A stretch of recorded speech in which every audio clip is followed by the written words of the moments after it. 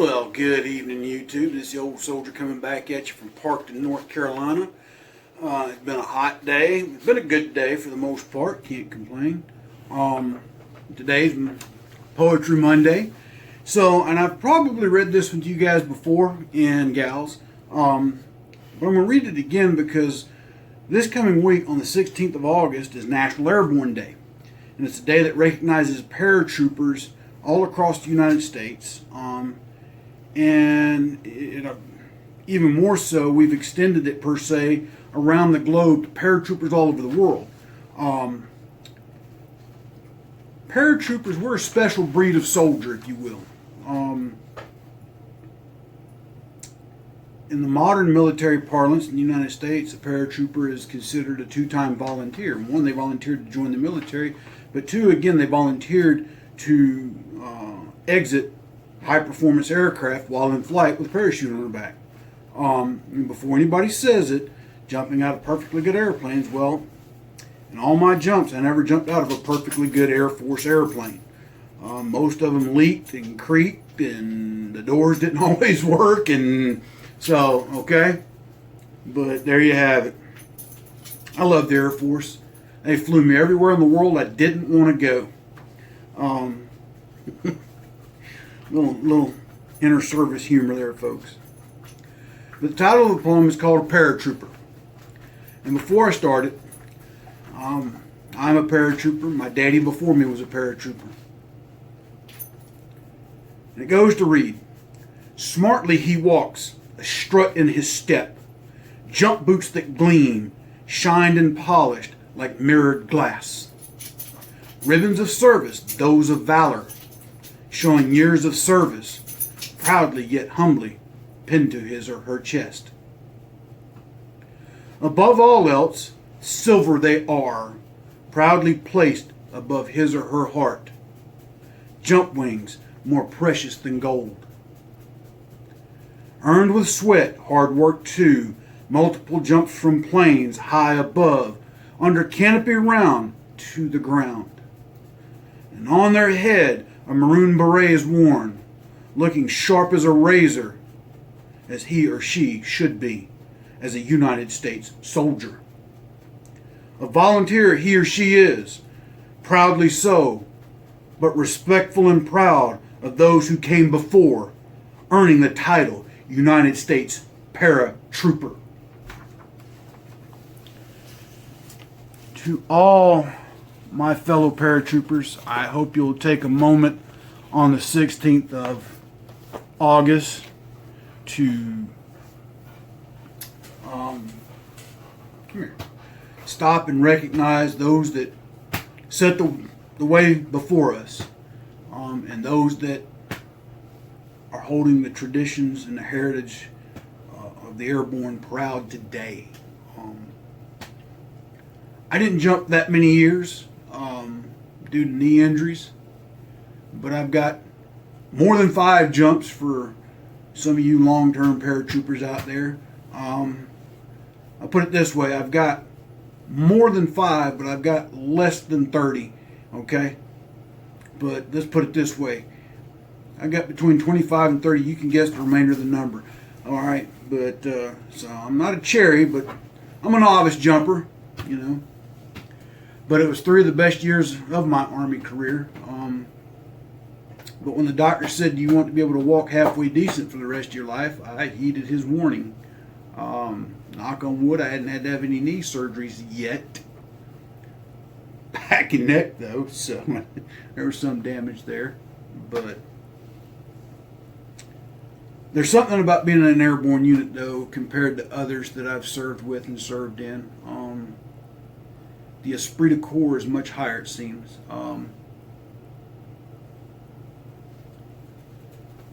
It's just, I don't know. It's hard to explain, folks. There's things that paratroopers...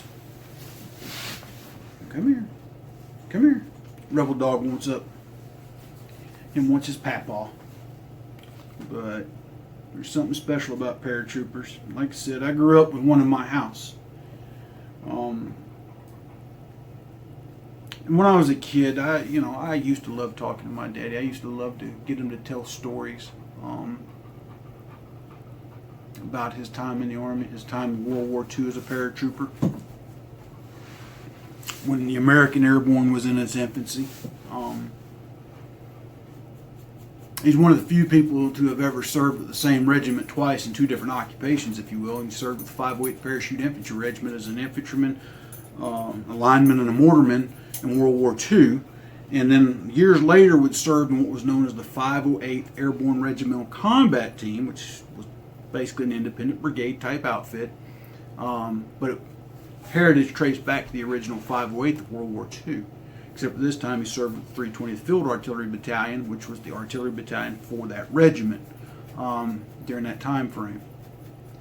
That's another thing I come with my father. I'm an artilleryman, as he was, and both of us after a break in service and coming back in. I started my career in the Signal Corps. He started his in the infantry, and I volunteered the first time, and my dad was drafted his first time. So there's some differences there. But anyway, they say paratroopers, they get a little extra money a month. That's true. I think now jump pay is $150 a month for those that are on jump status. I had a first sergeant used to tell us, you don't get jump pay for jumping, you get jump pay for all the crap you got to put up with on the ground before you jump. Typical airborne operation usually starts 24 hours in advance. By the time the paratroopers show up, you go through all your ground refresher training, go through the pack shed, getting rigged up, getting inspected, getting on the aircraft. It's a lot of work and it's a lot of effort.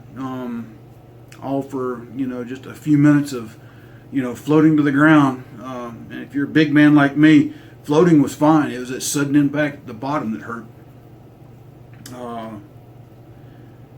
Out of all my jumps, the only one I didn't walk away from was jump number 13.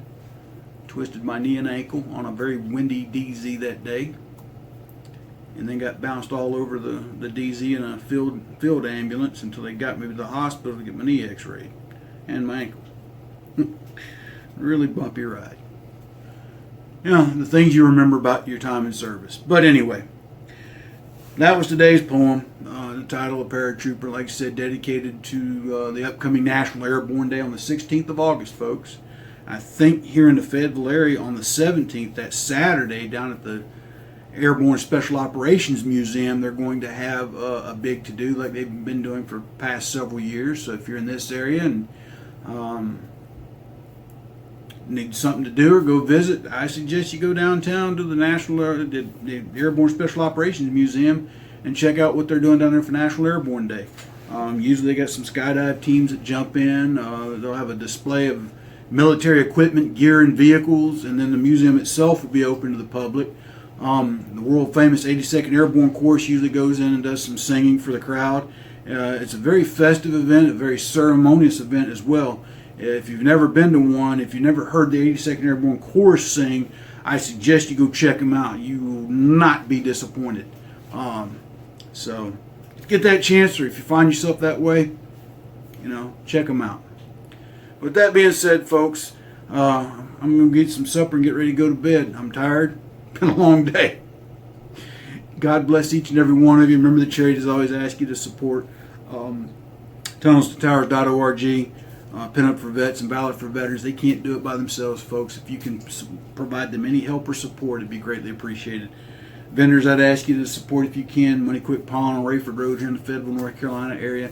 Robert's Custom Woodworks, and Unsung Patriot. Check out all their sites, folks. They got a lot of great stuff and reasonable prices and just outstanding customer service from all three of them. And if you like my poems and my books, the links are down below, along with the links to where you can get my t-shirts, sweatshirts, and hoodies, okay?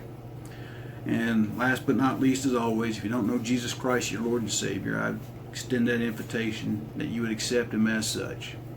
And if you don't know how and don't know why I stress it, shoot me an email at ransofandoldsoldier@gmail.com with any questions you got. I'll be glad to do my best to answer them for you, okay? But until then, folks, God bless, take care, until tomorrow. It's the Old Soldier out.